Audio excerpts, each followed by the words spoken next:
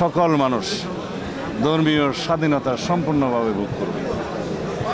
সাম্প্রদায়িক সম্প্রীতি বাংলাদেশে সবসময় অক্ষুণ্ণ থাকবে। যারা বাংলাদেশে ধর্মীয় বিভিন্ন সম্প্রদায়ের লোক বলে আখ্যায়িত হতে চান, আমি তাদেরকে বলবো, আমরা এখানে সবাই বাংলাদেশি নাগরিক, সবাই বাংলাদেশের সিটিজেন, সবাই সমভাবে বাংলাদেশের সকল অধিকার ভোগ করব। এখানে কোনো সংখ্যালঘু এবং সংখ্যাগুরু থাকবে না। আজকের নতুন প্রেক্ষিতে, নতুন পরিপ্রেক্ষিতে, একটা পরিবর্তিত পরিস্থিতিতে, গণবিপ্লবের পরবর্তীতে, গণ আন্দোলনের পরবর্তীতে নতুন যে স্পৃহা, নতুন যে আকাঙ্ক্ষা, নতুন যে অভিপ্রায় সমগ্র জনগণের মাঝে সৃষ্টি হয়েছে, সেই অভিপ্রায়, সেই আকাঙ্ক্ষাকে বাস্তবায়নের জন্য আমরা সকল ধর্মের মানুষ, সকল শ্রেণীর মানুষ এবং সকল পর্যায়ের মানুষ আমরা ঐক্যবদ্ধ থেকে বাংলাদেশকে একটি অগ্রগতির দিকে নিয়ে যাব, সমৃদ্ধ বাংলাদেশ গঠনের দিকে নিয়ে যাব, যেটা আমাদের মহান রাষ্ট্রপতি, আমাদের দলের প্রতিষ্ঠাতা শহীদ জিয়াউর রহমানের স্বপ্ন ছিল এই দেশের মানুষের স্বপ্ন। একটা প্রশ্ন ছিল, যেটা হচ্ছে যে সরকার কমিশন গঠন করছে, 6টা কমিশন গঠন করছে, তারা কাজ করছে বেশ অনেকদিনই হয়ে গেল।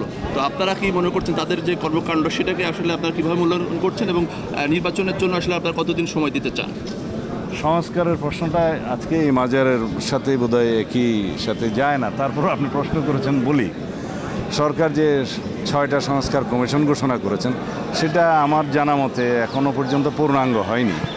তবে মাননীয় প্রধান উপদেষ্টা আশা প্রকাশ করেছেন, তাদের সাথে মিটিং করেছেন যে 1 অক্টোবর থেকে তারা কাজ শুরু করবেন এবং 3 মাসের মধ্যে রিকমেন্ডেশন জমা দিতে পারবেন। তা আমরাও আশা করি তারা তাদের কাজগুলো সফলজনকভাবে সমাপ্ত করতে পারবেন। আমরা আমাদের দলের পক্ষ থেকেও আমরা সকল কমিশনে আমরা আমাদের সুপারিশসমূহ প্রদান করব। ওনারা ডাকলেও যাব, না ডাকলেও যাব।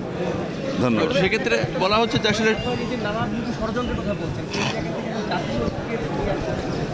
বিভক্ত করার আবার চেষ্টা হচ্ছে কিনা, এগুলো নিয়ে আমরা অনেক কথা বলেছি। আজকে বিদেশে বসে পতিত স্বৈরাচারের, ফেসিবাদের যিনি দণ্ডমুণ্ড, তিনি অপারেট করছেন বাংলাদেশের ভিতরে যাতে অস্থিরতা সৃষ্টি করা যায়, কিন্তু বাংলাদেশের মানুষ কোনো রকমের ষড়যন্ত্রকে বাস্তবায়ন হতে দিবে না। আমরা জানি যে আভ্যন্তরীণ এবং বহিঃশত্রুর বিভিন্ন রকমের ষড়যন্ত্র বাংলাদেশে চলমান আছে এবং তাদের ফেসিবাদের দোসররা এখনও সব জায়গায় প্রতিষ্ঠিত আছে। তারা এখনও বাংলাদেশের সমস্ত জায়গায় বসে চেষ্টা করবে বাংলাদেশের অস্থিরতা সৃষ্টির জন্য। কিন্তু গণ আন্দোলনের যে আকাঙ্ক্ষা, গণবিপ্লবের পরবর্তী মানুষের যে অভিপ্রায় এবং মানুষের মধ্যে যে উচ্ছ্বাস সৃষ্টি হয়েছে, তার মুখে সব কিছু ভেসে যাবে ইনশাআল্লাহ।